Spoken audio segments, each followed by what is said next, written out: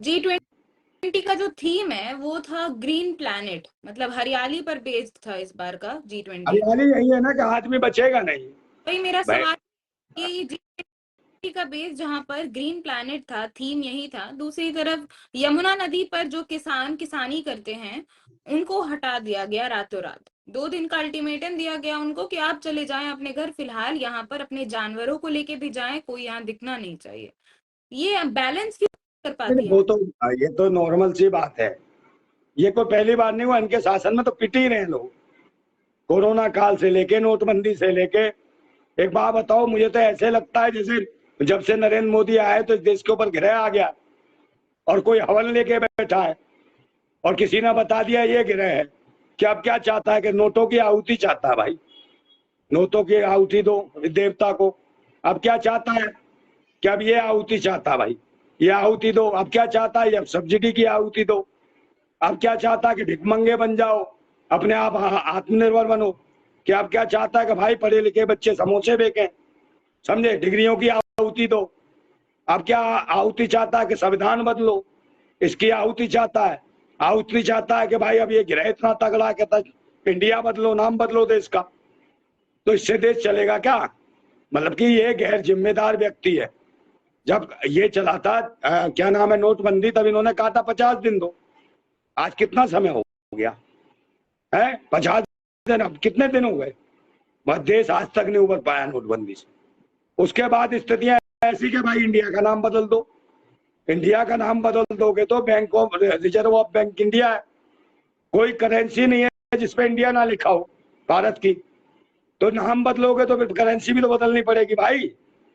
और जब तो कुछ 2 नोट बदले थे, जब भारत की ऐसी तैसी कर दी इन्होंने, तो पूरी करेंसी बदल कर सबको कंगला कर देंगे, देशवासियों को ये बर्बाद करेंगे। कहाँ जाओगे आप लोग? तो ये प्रधानमंत्री नकारा और निकम्मा और नालायक है बिल्कुल। इसको ये नहीं पता देश हित में क्या फैसले लेने। हवाई जहाज में उड़ा, घुमाए, सैर कर ली है, बढ़िया सा पेन लगा लिया, भला चश्मा लगा दिया, बढ़िया कपड़े पहन लिए, बढ़िया अपनी फोटोग्राफी करा ली, समझे, और महिलाओं से हाथ मिला लिया और फोटो खिंचवा रहे भाग गई है, और जबरदस्ती से पकड़ रहे थे उसका हाथ। तो ये मजाक बना हमारे विश्व में पूरा। सोशल मीडिया पे लोगों ने कटिंगें डाली उसकी कि इनकी हरकतें ऐसी हैं, भारत के प्रधानमंत्री की ऐसी हरकतें हैं, तो मंत्रिमंडल में, उसकी संसद में कैसे लोग होंगे? है, यही तो दिखाया गया सब में, यही संसद भवन में देखा सबने, फ्लाइंग किस देखी। फिर मानव महिला बाल विकास मंत्रालय का वो जो अफसर था उसका देखा, वो 14 साल की लड़की के साथ रेप किया है। तो ये सरकार जब ऐसी है तो उसके सांसद कैसे होंगे, मंत्री कैसे होंगे और उसके अधिकारी कैसे होंगे? ये पूरा दर्शाता है कि साले छिछोरे हैं, बदतमीज हैं। ये देश को क्या देंगे? क्या संस्कृति परोस रहे हैं, क्या सभ्यता परोस रहे हैं? देख तो रहे हो सारे मामले ऐसे ही चल रहे उल्टे सीधे। आप तरक्की का एक भी मापदंड बता दो कि मोदी जी ने कोई तरक्की कर दी हो भारत के लिए। शिक्षा पे काम किया हो, रोजगार पे काम किया हो, सुरक्षा पे काम किया हो, स्वास्थ्य पे काम किया हो। जब स्वास्थ्य की जरूरत थी तब लोगों को मार दिया इन्होंने। स्वास्थ्य सेवाएं चाहिए थी, ताली ताली पिटवा रहे थे उस टाइम ही। तो अब क्या करेंगे? अब की बात थाली तालियां सब तोड़वा देंगे। और हर बार जब कार्यक्रम करते हैं तभी गरीबों को पीटते हैं, देश की जनता को पीटते हैं। देश की जनता से ही ना आहुति चाहिए, और फिर कहेंगे बहनों और भाइयों 50 दिन दो, 10 दिन दो, 20 दिन दो। है, लोग कहते हैं शेर पाल लिया भाई, शेर पाला है तो झेलना पड़ेगा। तो आदमी को देखना कि शेर है कौन है, या शेर की खाली में कौन आ गया है जिसको शेर बताने मजबूर कर रहे हो। शेर होता तो कब का शेर वाली हरकतें करता, मगर ये तो कुछ और ही है। इसको कब तक बनाएंगे शेर? ये तो ढेर करने लायक है, समझे नहीं? बार बार इसको कहो कि भाई अभी आ रहे हैं, अब ये कहते हैं कि वो कहते हैं कि इसको बदल दो नाम, संविधान पुराना हो गया, संविधान बदल दो, इंडिया का नाम बदल दो। तो ऐसी ऐसी ये मूर्ख बातें करेंगे तो कैसे देश चलेगा? क्या इससे देश, अगर इंडिया नाम बदल देंगे तो सबको रोटियां मिल जाएंगी, सबको रोजगार मिल जाएंगे, भारत विश्वगुरु बन जाएगा? आप मुझे बताओ, कृषि लहरा उठेगी, किसान को लागत मेहनत का उचित दाम मिल जाएगा, एमएसपी का रेट मिल जाएगा है। और ये जो वन पेंशन मिल जाएगी पूर्व सैनिकों को। क्या इंडिया का नाम बदलने से, क्या किसी शहर का नाम बदलने से, शहर का नाम बदलने से सबके घर में खजाने और भर जाएंगे, सब बढ़िया तरक्की कर लेंगे, सब वैज्ञानिक बन जाएंगे, सबके घर पे एक एक पर्सनल चार्टर्ड प्लेन रखा होगा, जहां मर्जी उड़ जाएगा। ये बताओ ना, जब से आए नाम बदलो, भगवान करो, मंदिर मस्जिद पाकिस्तान हिंदू मुसलमान इनका विकास यहीं तक टिक गया है, इससे आगे कहीं विकास नहीं चला इनका। भारत के लोगों को मूर्ख बनाया, भारत पूरे समझ चुके, भारतवासी सारे देशवासी समझ चुके हैं कि इससे निकम्मा नकारा पूरे हिंदुस्तान में आज तक भारत में कोई प्रधानमंत्री नहीं हुआ।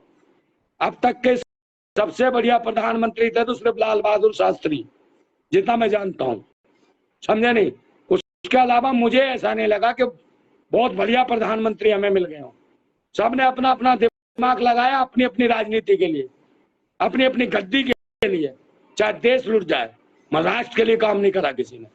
मगर अकेले प्रधानमंत्री थे लाल बहादुर शास्त्री, जो खुद मिट गए मगर देश के लिए लड़ते रहे। उनके साथ भी साजिश रही, उसका भी कोई खुलासा नहीं हुआ।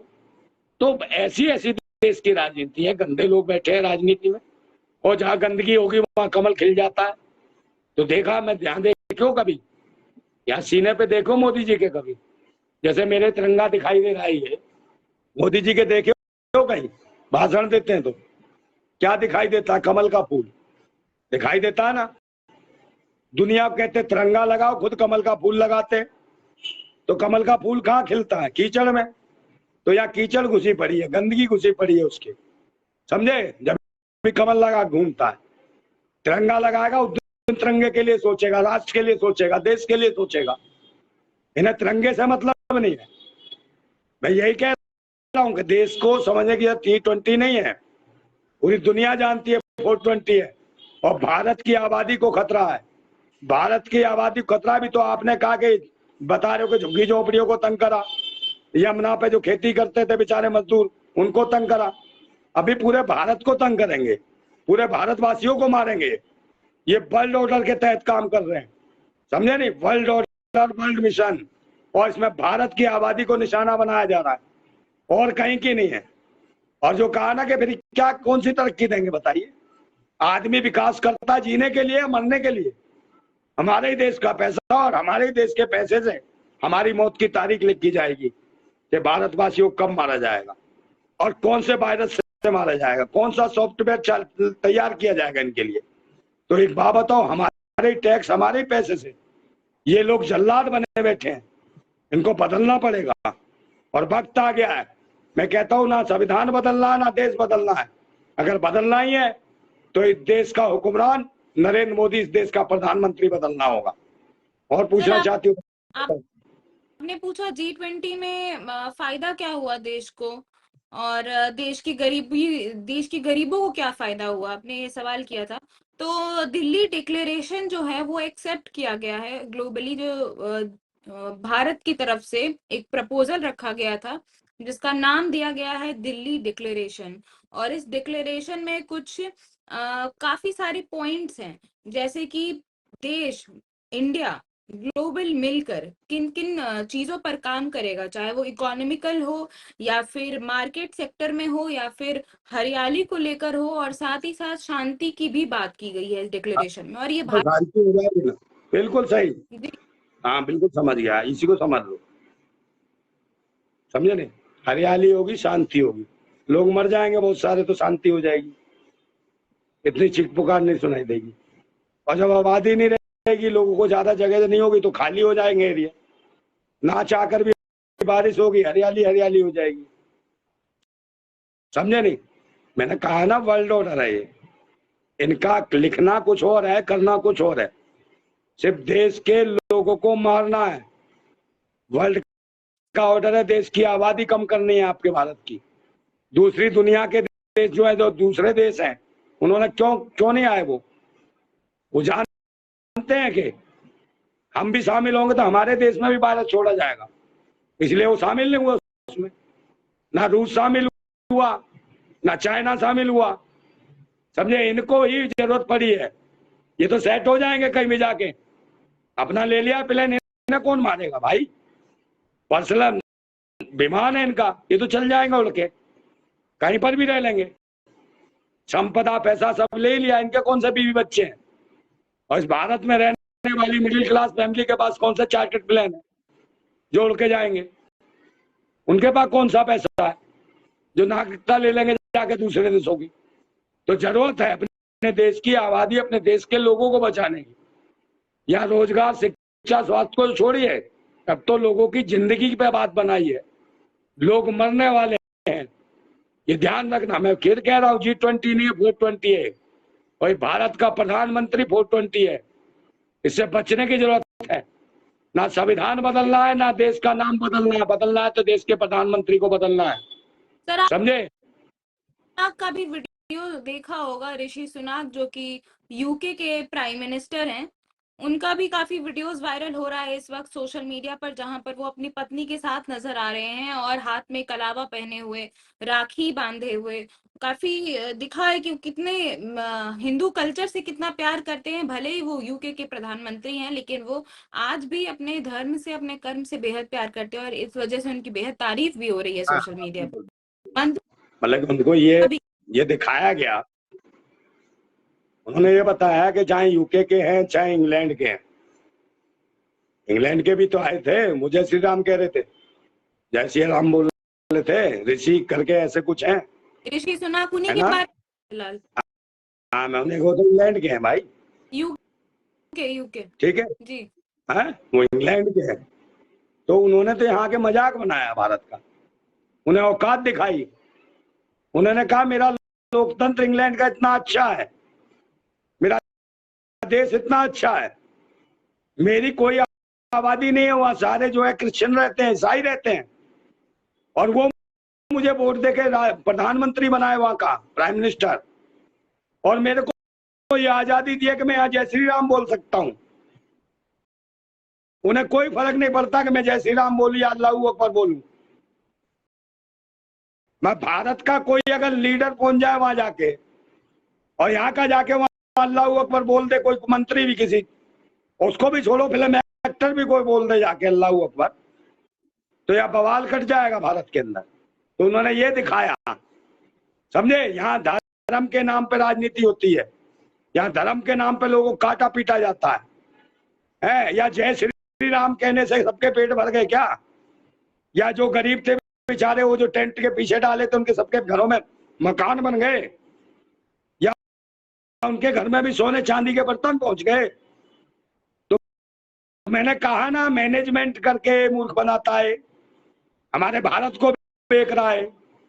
अब किसी भी राष्ट्रपति प्रधानमंत्री से कुछ भी बुला लीजिए, बाकी तो ये उड़ उड़ के विमान में उड़ उड़ के विदेशों में सब बेच आया। अब जो कुछ बचा था वो G20 वालों को बता दिया, भाई ये भारत में बचा है, ये भी खरीदना है किसी को, हम फ्री में दे देंगे, सस्ते में दे देंगे। तो वो तो भाई जब फ्री में मिलेगा किसी को, तो जय श्री राम करा लो, जय श्री अम्मा करा लो, जय श्री पप्पा करा लो, कुछ भी करा लो, उनसे वो करेंगे, क्योंकि आगे शासन तो उन्होंने करना है। आपको पता है हमारी आजादी है कि नहीं? 99 साल की आजादी है हमारी, पट्टे की, किराए की, एग्रीमेंट पे, समझे नहीं? आपको अभी पता नहीं है पूरा, पहले आप पढ़े, जाने देश के इतिहास के बारे में, समझे नहीं? और फिर इंग्लैंड ने इस पे शासन करना है। आज की डेट में भी हम रियाया हैं, इंग्लैंड की, ब्रिटिश की रियाया हैं। ब्रिटिश की महारानी को कोई वीजा पासपोर्ट लेने की जरूरत नहीं है। जितने कॉमनवेल्थ के गेम कराते हैं, जो कॉमनवेल्थ जो देश बताए गए हैं, उन्हें कोई वीजा पासपोर्ट लेने की सीधी है, क्योंकि उनके गुलाम है ये सब देश। उन्हें इससे फर्क नहीं पड़ता कि बांग्लादेश की कितनी जमीन तुम खींच लोगे, वो कितनी खरीद लेंगे, उनके तो सब नौकर है, समझे नहीं? ये 99 साल की पट्टे की, किराए की एग्रीमेंट पर आ जाती है, तो वो तो कुछ भी बोल देंगे। जब लोग देशवासी नहीं समझेंगे तो क्या चलेगा? और ये उससे पहले ही गुलाम कराने को तैयार है, जबकि हमें संपूर्ण आजादी, हमारा देश है, और अपने देश में ही में एग्रीमेंट पे रह रहे हैं हम लोग, किराए पे रह रहे हैं अपने देश के अंदर, समझे? इसके लिए हम आजादी की, अपने मकान में हम किराया दे रहे हैं, उसको टैक्स दे रहे हैं। ये हालत है हमारे भारत की, जबकि संपूर्ण आजादी के लिए हमें लड़ना चाहिए था, मगर संपूर्ण तरीके से बधुआ गुलाम कैसे बने, इसके लिए नरेंद्र मोदी सरकार और पिछली सरकार यही काम करती रही है। बदलने की जरूरत है इन लोगों को। क्रांतिकारी लोग आएंगे तब समझ आएगी। मैं किसी धर्म, मजहब, जात पात से घृणा नहीं करता, ना किसी जाति से, ना किसी से, समझे, मगर मैं इंसानियत के लिए, भारत के लिए काम करता हूँ। भारतवासियों में मेरी आस्था है, देश में मेरी आस्था है, उसके लिए मैं काम कर रहा हूँ। और सच्चाई है कि हमें बचाना पड़ेगा देश की आजादी को। अगर संपूर्ण आजादी बचानी करानी है तो कुछ सही लोग आए, ये तो गुलाम बनवा रहे हैं, बधुआ गुलाम, सब तो बेच रहे हैं, सब चीज का निजीकरण कर दिया, बैंक को कर दिया। बताइए, जिस बैंक में हम पैसे डालते थे, जमा करते थे, उसमें हमें ब्याज मिलता था, आज हम जमा करते हैं तो हमारा पैसा काट लेते हैं, समझे, समझ रही हो कि नहीं? जी जी। पैसा काट लेते हैं ना, तो ये निजीकरण हो रहा है, आप गुलाम हो रहे हो, आपके सरकारी संस्थान बेच दिए गए हैं, आपकी नौकरियां खत्म कर दी गई हैं, तो अब क्या होगा इस देश का? बच्चे पढ़ रहे हैं, बच्चे कहाँ जाएंगे, क्या करेंगे? पकोड़े की ठेली लगाएंगे, समोसे बोले ग्लोबल इंडिया में क्या करेंगे? क्या होता है ग्लोबल इंडिया में? स्मार्ट सिटी बना रहे थे, वो भी बन गई सारी है। बताओ, दिल्ली को स्मार्ट सिटी नहीं बना पाए, तभी तो मजदूर और गरीब झुग्गी झोपड़ी वालों को इस तरीके से परेशान किया, यमुना किनारे गरीबों को परेशान करा। तो यहाँ क्यों नहीं बनी स्मार्ट सिटी भाई? है, ये तो यमुना के अंदर वो एक चला रहे थे कि भाई एक गाड़ी चलेगी इसके अंदर, है पानी तैरने वाली, कौन सी शिप चलेंगी जिससे लोग सफर करेंगे। इन्होंने नए नए ख्वाब दिखाए थे, पता नहीं क्या क्या। बुलेट ट्रेन बताई थी, बुलेट ट्रेन कितनी चल गई, कितने देश में चल गई, जबकि आज भी भारत के रूरल एरिया में जो लोकल ट्रेन, वैसी भी ट्रेन नहीं पहुंची हुई है, बिजली तक नहीं है गाँव के अंदर, है तो कौन सी स्मार्ट सिटी और कौन से गाँव स्मार्ट बना दिए इन्होंने? और कितने गाँव गोद ले लिए बताओ मुझे? जो गाँव गोद लिए थे भुखमरी कंगार पे, उनकी तो गोद छोड़ो, जिनसे ब्याह करा था वो बीबी छोड़ दी, तो ये किसको गोद लेंगे? अगर इतनी औकात होती तो अपनी बीबी को साथ रखते, बच्चे पैदा होते, अपना परिवार चला रहे होते। इन्हें पता चलता देश की महंगाई, गरीबी, भुखमरी का, तब एहसास होता है इन्हें कि वर्ल्ड ऑर्डर क्या है और G20 क्या है, समझे? G20 नहीं, 420 है भारत के लिए, और इससे सावधान होना पड़ेगा। मैं अकेला आदमी हूँ, क्रांतिकारी विरोध कर रहा हूँ, मुझे कोई डर नहीं है, क्योंकि सच बोलता हूं मैं, और कोई डर नहीं है। लोग रोज मरते हैं, लोग, कोई शराब पी के मरता, कोई एक्सीडेंट से मरता, कोई कैसे मरता है, अरे कोई गोली मार देगा, देश हित में बोल रहे मर जाएंगे, कोई दिक्कत नहीं है, समझे नहीं? बस सच बोलो, ईमानदारी से बोलो, ये नहीं कि थोड़ा सा किसी ने लालच दिया वो आदमी घुस गया वहां। यही हालत है हमारे देश के नेताओं का और विपक्ष का। मैं कहता रहा हूं कि ये देश का जो हुक्मरान है वो खलनायक है, देश का शासक खलनायक है और विपक्ष नालायक है, समझे? और बाकी दूसरी पार्टियां सब चिल्लर खटमल है, खून चूसने में लगे हैं भारतवासियों का। और जरूरत है देश के अच्छे और सच्चे क्रांतिकारियों को जागने की, देशभक्तों को। कम से कम आदमी जो है 24 घंटे में से ये तो सोचे कि 2 घंटे के लिए मुझे देश के बारे में सोचना है, देश के लिए काम करना है। और ये जिस दिन सोचने लगे ना, 1 घंटे का समय चाहिए बस, पूरे देशवासी 1 घंटे के लिए भी खड़े हो गए ना, किसी गोली बंदूक की जरूरत नहीं है। इन्होंने ताली थाली बस चीख देना है, ये बहरे हो जाएंगे, इनके पर्दे फट जाएंगे कानों के, सरकार को सुधर जाएगी बिल्कुल। और देशवासियों को बचाने की जरूरत है। मेरे को तो मैं तो लड़ रहा हूँ और मुझे दिखता है सच वो मैं बोलता हूँ, और वही हो रहा है। कोई तरक्की नहीं है, 9 साल में बुरा हाल हो गया भारत का, स्थितियां खराब है, हर स्थिति में, हर पायदान पर भारत की स्थिति कमजोर हुई है। सिर्फ देश का पैसा बर्बाद हुआ है, देश का पैसा लूटा गया है, गरीब और गरीब हो गए, मिडिल क्लास वाले भी बिल्कुल हो गए, समझे? मिडिल क्लास वाले भी बिल्कुल निम्न मध्यम वर्ग में हो गए, बिल्कुल गरीब हो गए। 9 साल में देश का हालत खराब हो गया, आपने कहा 9 साल में देश का हालत खराब हो गया। 9 साल से पहले मैं पूछना चाहूंगी कैसी हालत थी देश की? है भाई, 9 साल में बुरा हाल हो गया। 9 साल में कम से कम पहले, उससे पहले महंगाई तो नहीं थी इतनी। उसी सिलेंडर के लिए चिल्ला रहे थे, 350 का सिलेंडर मिल रहा था, 1300 का कर दिया, ठीक है। वही आटा कितने का मिल रहा था? 14 रुपए का, आज 40 रुपए का मिल रहा है। वही तेल सरसों का 50-60 रुपए मिल रहा था, आज वही 150-200 मिल रहा है। वही दालें 50-60 रुपए किलो मिल रही थी, 30 रुपए 35-40 तक मिल रही थी। वही दालें कहाँ पहुंच गई, 100 से ऊपर पहुंच गई। तो आप इस पे ये बताओ ना क्या करा इन्होंने, और नोटों का क्या हाल करा, पैसे की करेंसी कहाँ गिर गया, रुपया, आप मुझे बताइए। है तो ये देश को क्या ये तरक्की है ना, तो एकदम बुरा हाल करा। वो 70 साल में इतना नहीं लूट पाए, इन्होंने 9 साल में बेड़ा गर्क कर दिया, इतना बता रहा हूं। अगर उनका दायरा देखें, 70 साल में जितना उन्होंने लूटा होगा उससे 10 गुना ये लूट चुके हैं 9 साल के अंदर। तभी मैं कहता हूं देश का बुरा हाल कर दिया है। एक ही ये लोग है, एक ही मानसिकता के। परिवर्तन होगा, कुछ इधर के उधर वो पहुंच जाएंगे, चोर उधर धुल जाएंगे। है कोई मक्का मदीना चला जाएगा, वहां समझो कहेगा तो हमारा हज हो गई। कोई यहाँ चला जाए तो गंगा में पाक साफ हो गए। तो ये पार्टियों का इनका बंधन है, हिंदू मुसलमान के नाम पे राजनीति करते हैं, कब्रिस्तान और शमशान के नाम पे राजनीति करने वाले लोग हैं, समझे। जिन्हें कब्रिस्तान और शमशान दिखते हो तो जिंदा लोगों के लिए क्या करेंगे, सिर्फ लोगों को मारेंगे ही, जीवन नहीं देंगे ये लोग।